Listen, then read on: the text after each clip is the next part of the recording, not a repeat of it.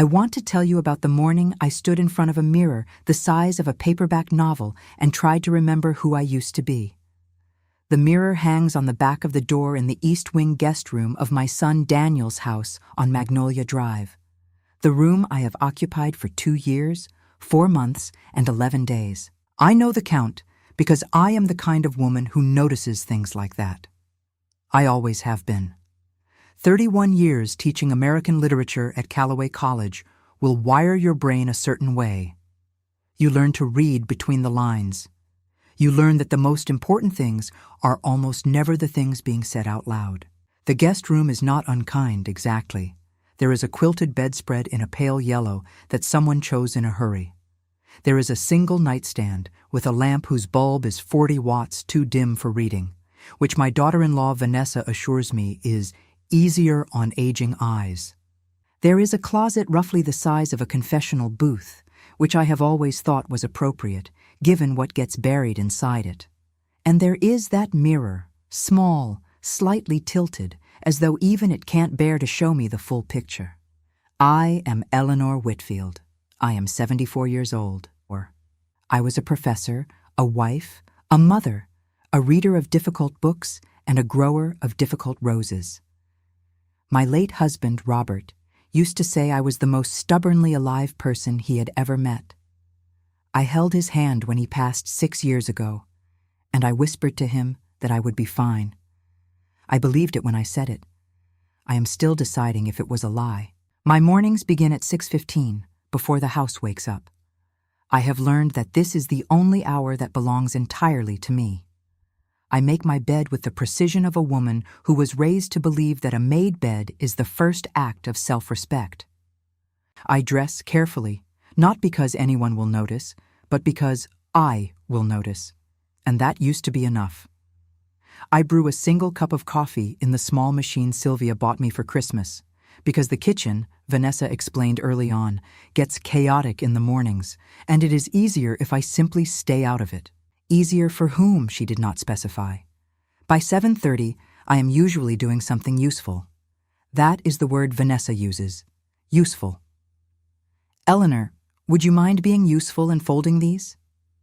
Useful means the laundry sometimes. Useful means wiping the baseboards in the front hallway or chopping the vegetables for a dinner party I will not be invited to eat at the main table. Useful is a word that used to make me feel like a contributor. These days, it makes the back of my jaw ache. The incident with the blouse happened on a Sunday in October, about 8 months after I moved in. Daniel's firm had just completed a civic library project, the kind of work that gets written up in the Hargrave Gazette and photographed for the firm's website. There was going to be a family portrait taken on the front steps of the new building. A professional photographer, printed programs, the mayor shaking hands. Daniel was proud in the way he gets proud, quietly, boyishly, his ears going slightly red. I was proud of him too. Robert would have been proud. I wore my cream silk blouse with the pearl buttons. Robert gave it to me for our 35th anniversary. I have kept it wrapped in tissue paper, in the confessional closet, and when I put it on that morning, I felt, for just a moment, like the woman I recognize in photographs. Vanessa knocked and opened the door before I could answer. She looked at the blouse, the way a contractor looks at a cracked foundation, assessing, recalculating. Then she smiled. That particular smile of hers is something I have studied the way I once studied literary devices. It arrives quickly and means something other than what it appears to mean. "Oh, Eleanor," she said, tilting her head, "that's a lovely blouse. But the photographer mentioned we should all coordinate in soft blues and grays for cohesion. I'm sure I mentioned it?" She hadn't. "I laid something out for you. So comfortable you'll love it." What she laid out was a pale gray cardigan, shapeless as a cloud, with a small snag near the left pocket. It was the kind of cardigan that says background. It was the kind of cardigan that disappears in photographs. I looked at my cream silk blouse. I looked at the cardigan. Vanessa waited in the doorway with her hand resting on the frame, the posture of a woman who has already decided. I took off the blouse. I folded it. I put it back in the tissue paper. "Of course," I said. Cohesion is important. She beamed. You are so understanding. On the nightstand, underneath the dim lamp, sat an envelope, a bill for my supplemental insurance that had somehow been redirected to this address, opened and left for me with a post-it note in Vanessa's handwriting. Can you handle this? Getting confusing keeping track. $340. A smiley face. I tucked it into my cardigan pocket and went downstairs to be useful. That evening, Vanessa hosted 6 guests for dinner, 2 couples from the church steering committee and Pastor Hendricks and his wife Carol, who wore a brooch shaped like a dove and called Vanessa an absolute treasure 3 times before the salad course. I had prepared the roasted vegetables, the garlic bread, and the lemon tart. I had set the table, including the good cloth napkins that require ironing, which I had also done. When the guests arrived, Vanessa floated in from upstairs in a cornflower blue dress, glowing, gracious, squeezing Carol's hands and saying, "I just love feeding people. It fills my soul." I ate in the kitchen, standing up, before the plates went out. Afterward, I washed the dishes while the conversation rose and fell in the dining room like music from another house. When the last guest left, and Daniel walked them out, I dried my hands on a dish towel and caught my reflection in the dark window above the sink. A slight, gray cardiganed woman in a kitchen that was not hers, transparent as the glass itself. I stood there for a long moment. Then I heard Vanessa's voice in the hallway, low and confiding, still warm from the performance, talking to Carol, who must have doubled back for her scarf. She's just not quite herself anymore, bless her heart. A soft, sorrowful exhale. We manage. You do what you do for family. Carol murmured something sympathetic. We don't like to make a fuss about it, Vanessa continued. She wouldn't want that. She was such a sharp woman, apparently, before. I set the dish towel down very carefully on the counter. My hands were steady. My mind was extraordinarily, crystallinely clear. I went upstairs, sat on the edge of the quilted yellow bedspread, and opened the leather journal on my nightstand to a fresh page. I wrote the date, the time, and Carol's name. I wrote down every word I could remember, exactly as it was said. Then I closed the journal, turned off the 40-watt lamp, and lay in the dark, thinking about what kind of woman I intended to be when I woke up tomorrow. There is a particular discipline to keeping a record of your own diminishment. You have to be precise. You cannot afford sentiment, not on the page, because sentiment bleeds into interpretation, and interpretation is the first thing people will challenge when the time comes. Robert used to say that the best legal minds and the best literary minds share one skill. They let the facts build the emotional case so they never have to make it themselves. Robert was a civil engineer, not a lawyer or a professor, but he had a gift for that kind of clarity. It was one of the things I loved most about him. I learned from it. 31 years in a classroom teaches you to grade without mercy, including yourself. So the journal was not a diary. It was not a place for weeping. It was a ledger. November 4th, 7:45 a.m. Vanessa asked me to remop the mudroom because the cleaning service missed a spot. The cleaning service comes on Thursdays. Today is Tuesday. I mopped it myself on Saturday. There was no spot. I mopped it again. Time spent. 40 minutes. Witness. None. November 9th. Dinner with the Abercrombies. I prepared the stuffed chicken and the chocolate mousse. Vanessa introduced me to Patricia Abercrombie as Daniel's mother, who's been staying with us. Patricia asked what I did before retiring. Before I could answer, Vanessa said, "She was in education, weren't you, Eleanor?" Something like that. 31 years. Something like that. November 17th. My cream silk blouse is no longer in the closet. I have checked 3 times. It is not in the laundry. It is not anywhere I can locate. I have not asked about it. I read those entries back to myself on a Tuesday morning in late November, sitting at the edge of my bed with the journal open across my knees and my cold coffee on the nightstand. The window was gray. The heating vent ticked and breathed. Outside, a neighbor's dog was barking at something it couldn't reach. 22 entries in 6 weeks. Small things, each of them. Nothing that would make a person gasp at a dinner party. But stacked together, read in sequence, they had a shape. Deliberate, patient, architectural. The kind of structure that doesn't happen by accident. Vanessa was not careless. Vanessa was a very careful woman. That distinction mattered. I picked up my pen and made entry 23. The call happened on a Wednesday.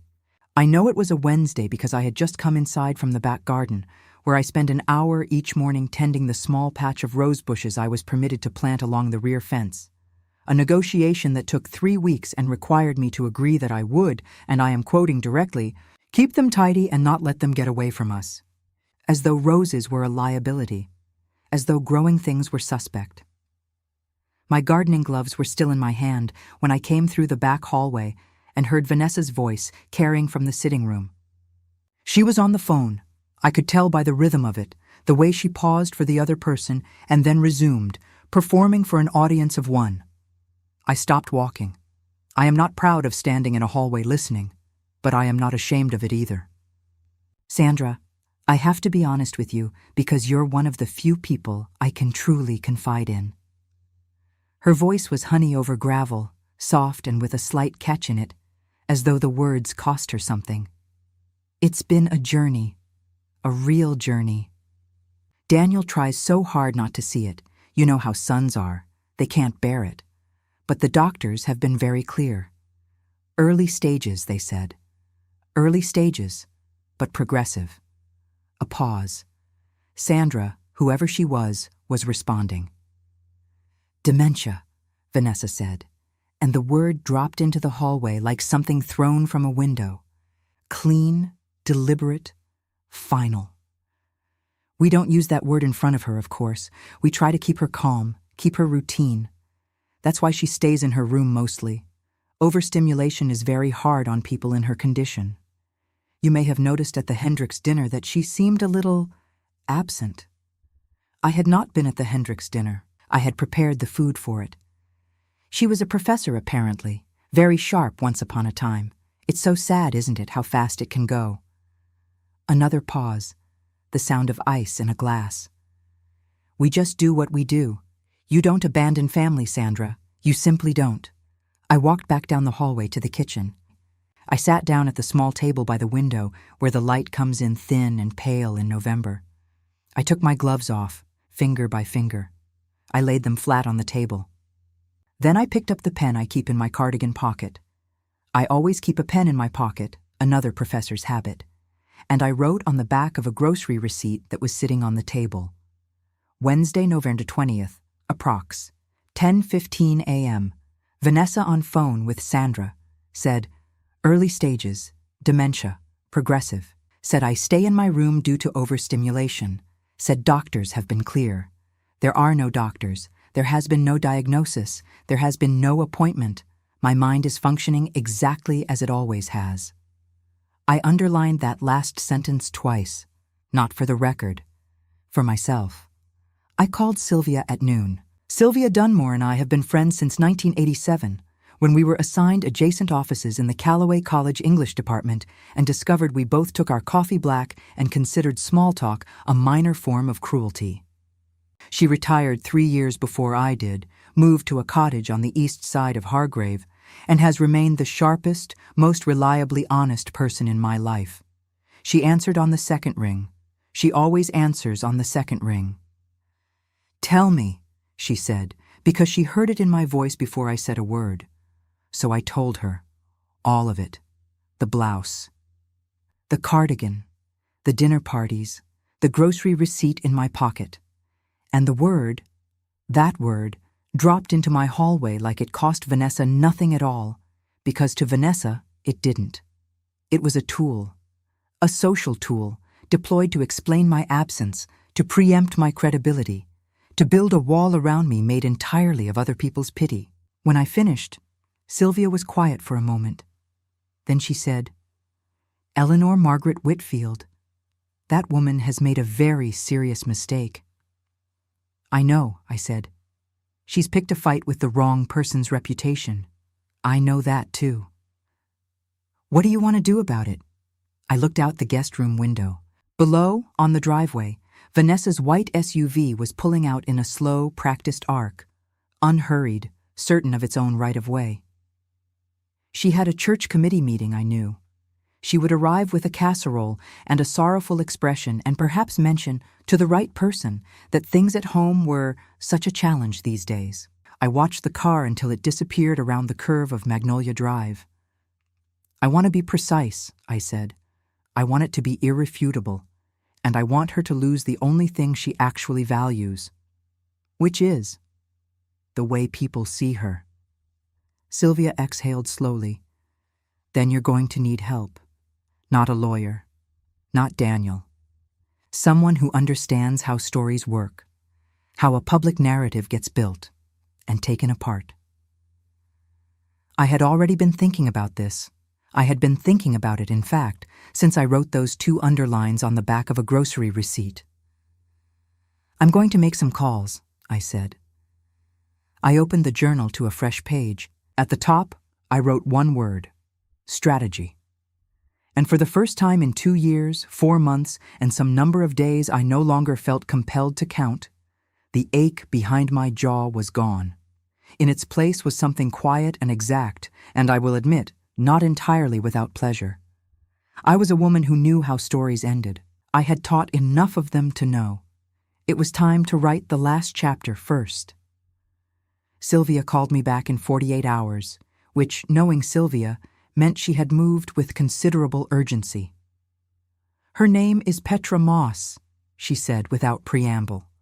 67, spent 22 years at the Atlanta Journal-Constitution investigative desk, won 2 regional press awards, and was apparently responsible for bringing down a city councilman in Fulton County who had been running a charitable foundation as a personal ATM for 11 years. She retired 4 years ago, but she consults now. She calls it transition work, which I gather means she helps people in complicated family situations find their footing. A friend of a former colleague used her last year, said she was the most competent human being she had ever been in a room with. Does she have a card? I asked. She has a phone number, Sylvia said, which frankly I trust more. I called Petra that evening from the guest room with the door closed and my back to it, which had become my habit when making calls I didn't want absorbed by the walls of this house. She answered on the 3rd ring with a voice like good gravel, low, unhurried, with a trace of something coastal underneath the Georgia flat. Mrs. Whitfield, she said, after I had given my name and Sylvia's as a reference. I've been told a little about your situation. How much is a little? Enough to know you're not the one with the problem, she said, even if you're the one living inside it. I decided in that moment that I liked her. We spoke for 40 minutes. I did not tell her everything. I have spent a lifetime believing you should never show all your cards in a first conversation, not because you distrust the other person, but because the discipline of sequencing information is how you learn whether someone is actually listening. Petra listened the way good journalists listen, without interrupting, without finishing my sentences, without offering premature sympathy. She asked 3 questions, and all 3 were exactly the right ones. When we finished, she said, I can come Thursday if that works. Mornings are better. I'd like to see the house. Thursday, I said. She does yoga on Tuesdays and Thursdays. Come at 9. A brief pause. You've already been tracking her schedule. I track most things, I said. Another pause, and then something that might have been the beginning of a smile filtered through 40 miles of phone line. Mrs. Whitfield, she said, I think we're going to work very well together. Petra arrived at 9:04 on Thursday morning in a dark green coat and sensible boots, carrying a canvas bag and a thermos of her own coffee, which I respected immediately. She was a solid woman, not large, but present, the way certain people are present, as though they take up exactly the space they intend to, and not 1 inch more. Her hair was silver white and cut close to her head. Her eyes were the particular shade of brown that looks almost black until the light catches them. She shook my hand at the door with a firm, brief grip, and looked at the house the way I imagined she had once looked at courthouse documents, methodically storing details. I brought her to the guest room because it was the only room in the house I trusted. I had made tea. Real tea in the good pot I keep on the shelf above the dim lamp, because some habits are non-negotiable. She sat in the chair by the window and I sat on the edge of the bed, and I handed her the journal. She read it without speaking. I watched her face while she read. It was a professional face, trained to reveal nothing on the surface. But I have spent 31 years watching the faces of students encountering difficult texts, and I know what recognition looks like underneath composure. About 2/3 of the way through, something shifted behind her eyes. Not shock, something quieter than that, confirmation perhaps. The particular stillness of a person whose suspicion has just been handed its proof. She closed the journal. She set it on her knee. She looked at me. "How long did you say you've been keeping this?" "Since the 4th night I was in this house," I said. I woke at 3 in the morning with the particular feeling that I was going to need evidence, and I found a blank journal in the bottom of a moving box and started immediately. Petra looked at me for a long moment. "Most people wait until they're desperate," she said. "By then, it's too late to be precise." "I was a literature professor," I said. "We annotate in advance." She almost smiled, a full one this time, brief and real, there and gone. Then she opened her bag, took out a yellow legal pad, and uncapped a pen. "All right," she said. "Tell me about the woman, not what she's done. Who she is, what she needs." We talked for 2 hours. By the end of it, Petra had filled 6 pages of the legal pad in a handwriting so small and dense it looked like a foreign language, and we had arrived at what she called the structural diagnosis. "Vanessa is not complicated," Petra said, tapping the pen against her knee. "I've covered people like her for 20 years. She's a performer whose entire sense of self is built on audience approval. The church community, the garden club, the steering committees, those aren't hobbies, Mrs. Whitfield. Those are the architecture of her identity. Take away the audience's admiration, and there is nothing holding the structure up."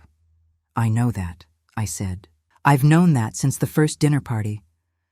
"The dementia story is the key," Petra continued. "She didn't tell that lie carelessly. She told it because it solves 3 problems for her simultaneously. It explains your absence from events, it preempts anything credible you might say, and it casts her as the long-suffering, devoted daughter-in-law. It's an elegant lie, which means it has an elegant vulnerability." I leaned forward slightly. "Which is?" "The same audience she used to spread it," Petra said, "is the audience that will watch it collapse." She set the legal pad on her knee and looked at me steadily. "You don't fight this in private. You don't confront her. You don't show Daniel the journal. You don't write a letter. You fight it in the one arena where she has everything to lose. You give her the audience she loves, and then you perform better than she does." The gratitude tea had been a vague shape in my mind since the conversation with Sylvia. Now, listening to Petra, it sharpened into something with edges. "She'll want to be involved in planning it," I said slowly. "If it's framed as honoring her, she won't be able to resist." "She will insist on it," Petra agreed. "She'll see it as another performance opportunity, which means she'll help you build the stage she falls off of." "And you?" I asked. "How do you embed yourself in this?" Petra recapped her pen and tucked it into her coat pocket with the efficiency of someone who had done this in 1,000 different rooms. "I become your companion. I'm a retired friend who's come to keep you company, help you get out of the house more. Gentle, warm, slightly chatty. The kind of woman Vanessa will immediately underestimate. Can you do that? The gentle and chatty?" She looked at me with those almost black eyes. "Mrs. Whitfield," she said, "I once spent 4 months undercover at a Fulton County City Council. I can do anything for a good story." I poured us each another cup of tea. Outside the window, a wren landed on the rose canes along the back fence, considered the thorns, and flew away. "This is going to take patience," I said. "Yes. And precision. Absolutely." I wrapped both hands around my teacup and felt its warmth move through my palms, up through my wrists, into the part of me that had been cold for 2 years and 4 months. Then let's be precise, I said. Petra smiled, the full one, unhurried this time, allowed to stay. Let's begin, she said. Petra became a fixture of Magnolia Drive with the quiet efficiency of someone who had spent a career making herself invisible in plain sight. She arrived the first Monday after our Thursday meeting at 10 in the morning, canvas bag over one shoulder, wearing a lavender cardigan that I recognized immediately as a costume choice, soft, unthreatening, the sartorial equivalent of a gentle sigh. She had done her homework on Vanessa without my asking. I appreciated that. Vanessa was in the kitchen when I brought Petra in through the front door, and the performance began within 30 seconds. She swept in from the hallway with her arms slightly open, the way a stage actress enters from the wings, timed, calibrated, warmth arriving precisely on cue. You must be Petra, she said, taking Petra's hand in both of hers. Eleanor has told me so much about you. What a blessing, a real blessing, that you're able to spend time with her. It means the world to us, to me. Knowing she has companionship. The slight emphasis on companionship, the microscopic pause before it, was meant to signal, delicately, that Eleanor required it. That Eleanor was the kind of woman who needed to be looked after. Petra received all of this with a warm, slightly overwhelmed smile. Oh, she's doing me the favor, she said, touching Vanessa's arm briefly. I rattle around in my cottage by myself. Eleanor is keeping me sane, honestly. Vanessa laughed, the musical one she uses for company. Well, we're just grateful. We do our best here, but with Daniel's work schedule and all my commitments, I worry I can't give her the... She paused, tilting her head toward me with a soft, practiced expression of tender concern. The attention she deserves. You are too hard on yourself, Petra said with utter conviction. I stood slightly behind Petra and looked at the middle distance and thought about the wren on the rose canes. Later, in the guest room, Petra peeled off the lavender cardigan, draped it over the chair, accepted a cup of tea, and opened her legal pad. She's very good, she said without inflection. I know, I said, but she showed me everything in 4 minutes. She uncapped her pen. People who perform that consistently always do. The reports came each evening after Vanessa left for her various commitments. The church steering committee, the garden club, the charity auxiliary that met on Wednesday afternoons in the back room of the Hargrave Inn. Petra would sit in the chair by the window with her legal pad and debrief, with the thoroughness of someone filing a story with a 6 o'clock deadline. Sandra, I learned, was Sandra Colville, wife of the most prominent real estate attorney in Hargrave, a woman whose opinion moved through the town's social infrastructure like water through limestone, slow and absolute. She had heard the dementia story and repeated it, Petra confirmed, to at least 3 other women in the garden club, where it had taken root with the particular tenacity of a rumor that makes people feel both informed and compassionate simultaneously. The cruelest stories always do. Patricia Abercrombie had expressed sympathy to Vanessa at the last church auxiliary meeting. Carol Hendricks had apparently told her husband, the pastor, who had included a vague prayer at last Sunday's service for families caring for aging loved ones, which Vanessa had received with bowed head and glistening eyes. The story has spread further than I expected, Petra said, on the 3rd evening. She's been seeding it for months, possibly longer. I absorbed this. How many people? In the inner circle, 8 to 10 who believe it fully, another 15 to 20 who've heard something. It's enough to have shaped your entire reputation in this town without you uttering a single word. I thought about that for a moment, the strange architecture of it, the way a lie can build a room around a person while they sleep. Daniel, I said then. What have you noticed about Daniel? Petra set her pen down. This was the tell with Petra.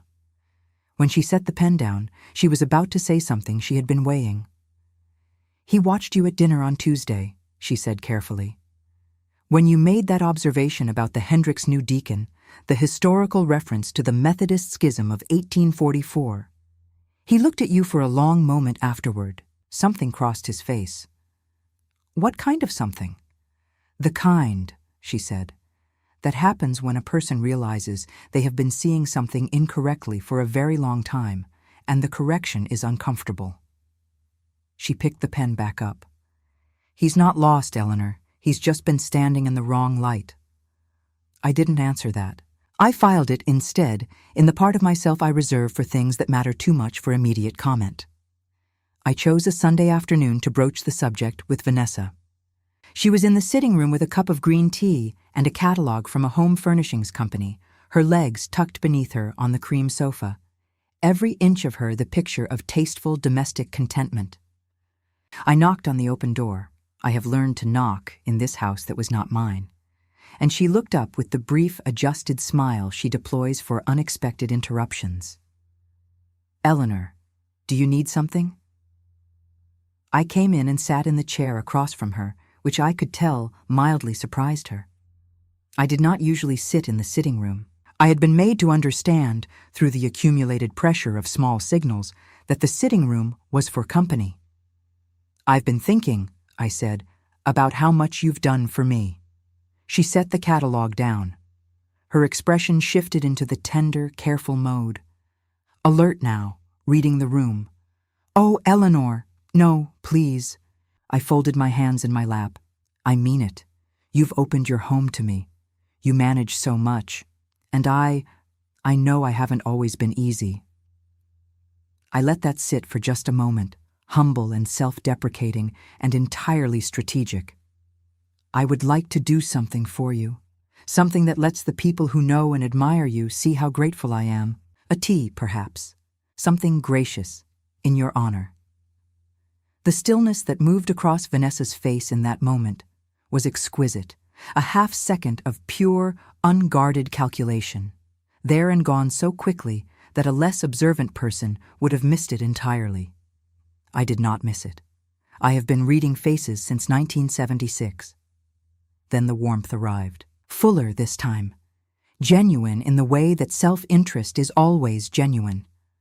Eleanor, she said, pressing one hand to her chest, that is the most thoughtful. You don't have to. I want to, I said simply. You deserve to be celebrated. She deserved, specifically, to be celebrated in front of the right people. And I watched her understand this, watched her mind move through the guest list like a pianist moving through a scale, efficient and practiced, without letting any of that show on my face. Well, she said, settling back against the cushions with the particular ease of a woman who has just received excellent news. If you're sure, we should do it properly then. The garden club venue, I know the director, I can make a call. And we'd want to invite the Hendrickses naturally, the Colvilles. Sandra would love this. The Abercrombies. She was already building the room. Her room. The room full of every person whose opinion she had spent years curating. I listened and nodded and said, yes, that sounds just right. And what a good idea. And you know these things so much better than I do. And I let her construct, beam by beam and guest by guest, the most important audience she had ever assembled. Petra was waiting in the guest room when I came upstairs. Well, she said. I sat on the edge of the bed. I smoothed the yellow quilt with one hand.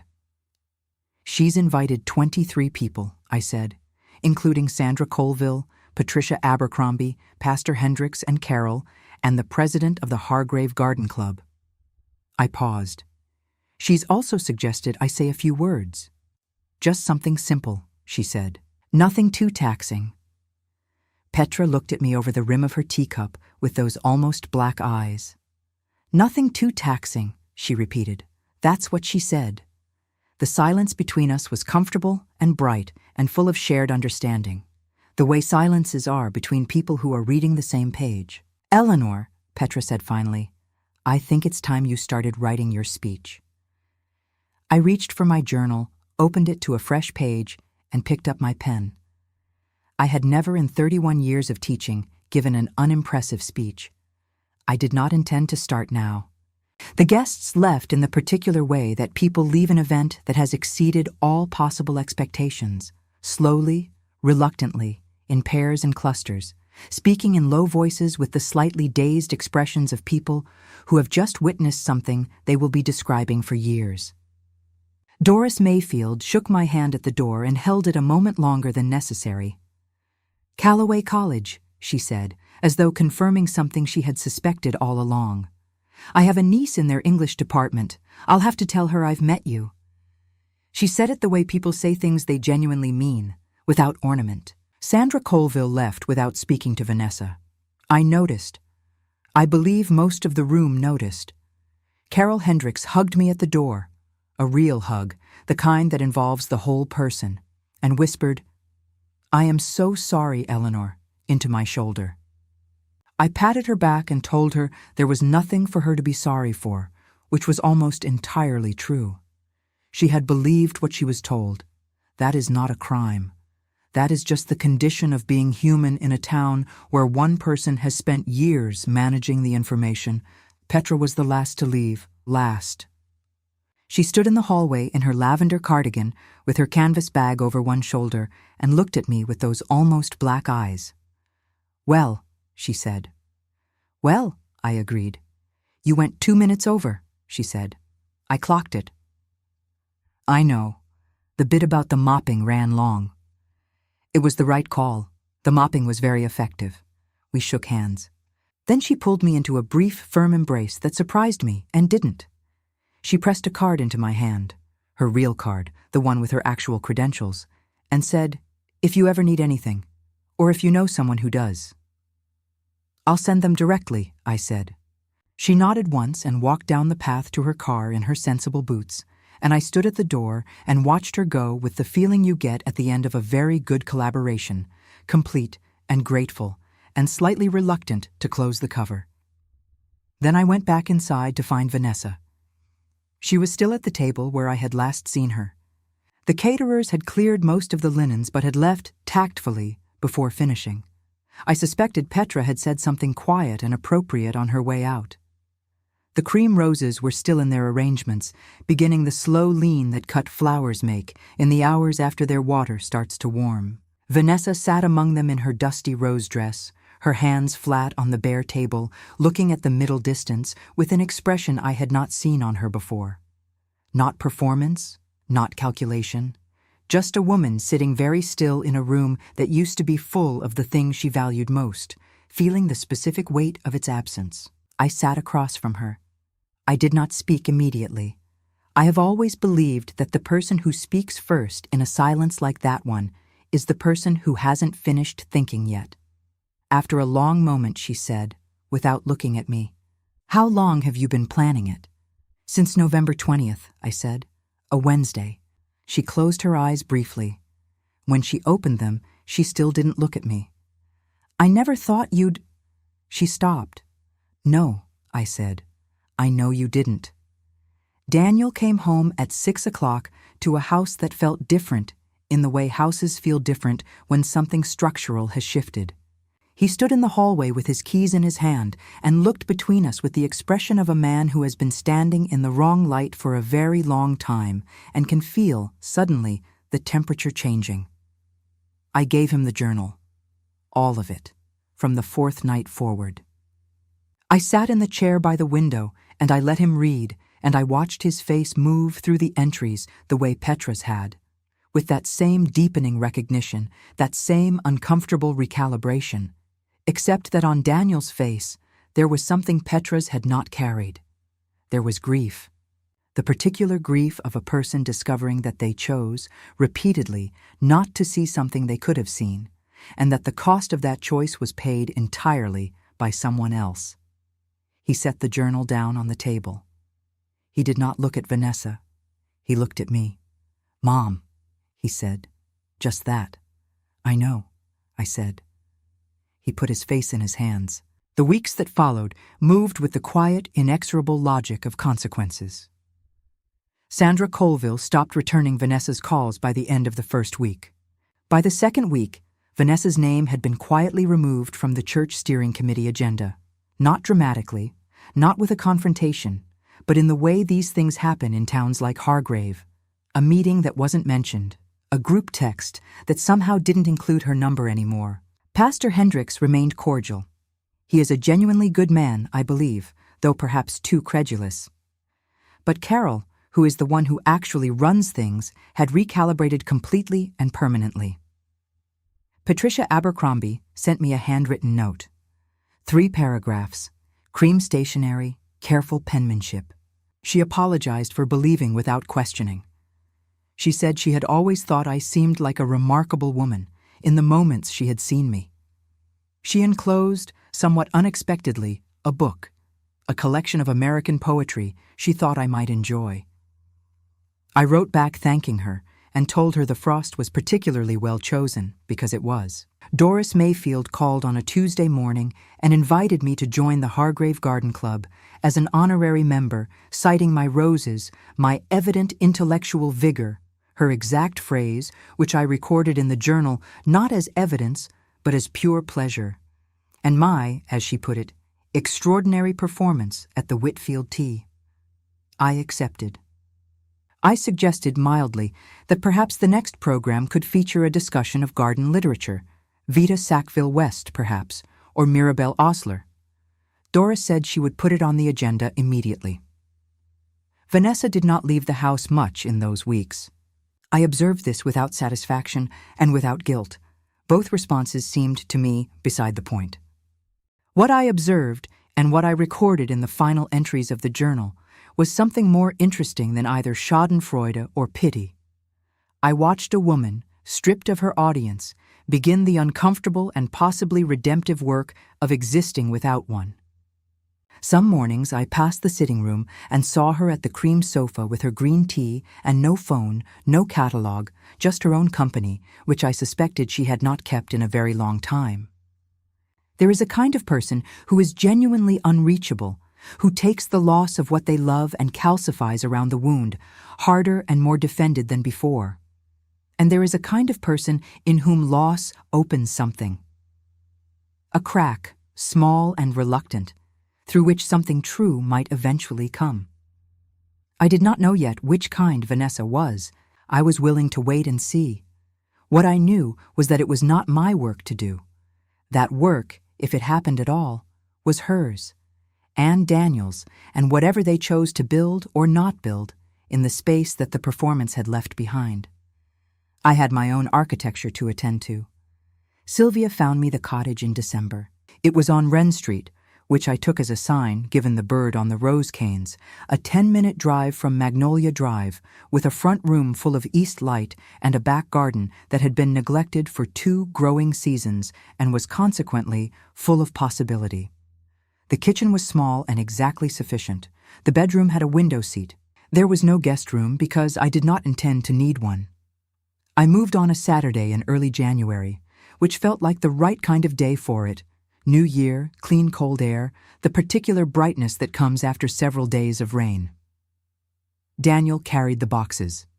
He did not speak much, but he was present and careful and thorough, and when the last box was in and the truck was empty, he stood in my new kitchen with his hands in his pockets, looking slightly lost. "I should have seen it," he said. "Yes," I said. "You should have." He nodded. He had earned the directness, I thought, and deserved to keep it. "I'm going to do better," he said. "I believe you," I said. And I did, not because belief was guaranteed, but because Daniel is not an unreachable person. He is a person who had been standing in the wrong light. That is a correctable condition, given sufficient motivation and time. "Come for dinner on Thursday," I said. "I'll make the chicken." He smiled, the boyish one, ears going red, and said he would.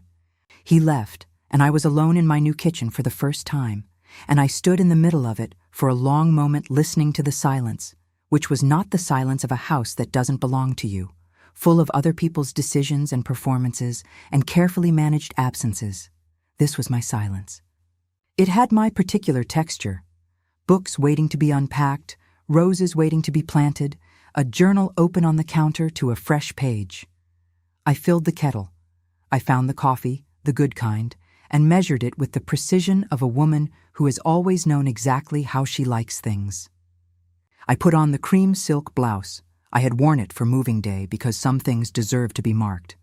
And I stood at the kitchen window while the coffee brewed and looked out at the neglected garden and began, in my mind, to plan the roses. The journal was open. The pen was beside it. I poured my coffee. I sat down at my own table. The cup was warm in both hands, the coffee exactly the right temperature. And outside the window, the January light was coming in pale and clean and full of the particular promise that light carries in the early days of a year that is entirely, uncommittedly yours. I picked up the pen. I wrote the date and the time, and then I wrote, I am Eleanor Margaret Whitfield. I am 74 years old. I am home. Then I closed the journal, not because there was nothing left to say, but because some endings are complete, and this one was mine, and I had earned it, and it was enough. It was, at last, enough.